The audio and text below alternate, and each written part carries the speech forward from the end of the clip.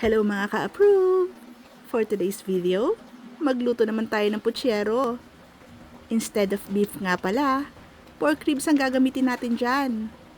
Medyo matagal-tagal na nga pala yung last na kain namin yan. Kaya tara, samahan niyo na kaming magluto!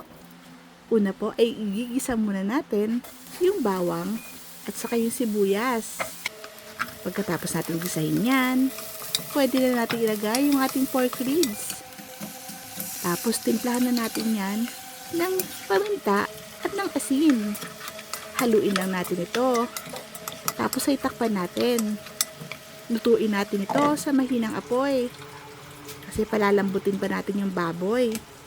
After nga pala niyan, naglagay kami ng tomato sauce. Hindi ko nga lang na-videohan ha. Tapos lagyan na rin natin ng tubig. Tapos pakukuluan lang ulit natin siya kasama yung tomato sauce. Pag kumulo na po ng gusto at lumambot na po yung ating pork ribs, pwede na natin ilagay yung ibang mga gulay. Nilagay ko na yung patatas at saka yung saging na saba.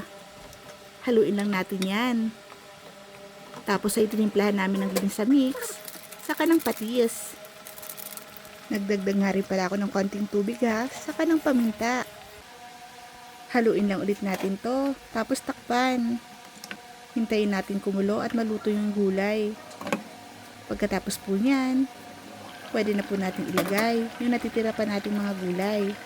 Ilagay na natin yung bagu beans na hiniwa-hiwa natin at saka yung repolyo.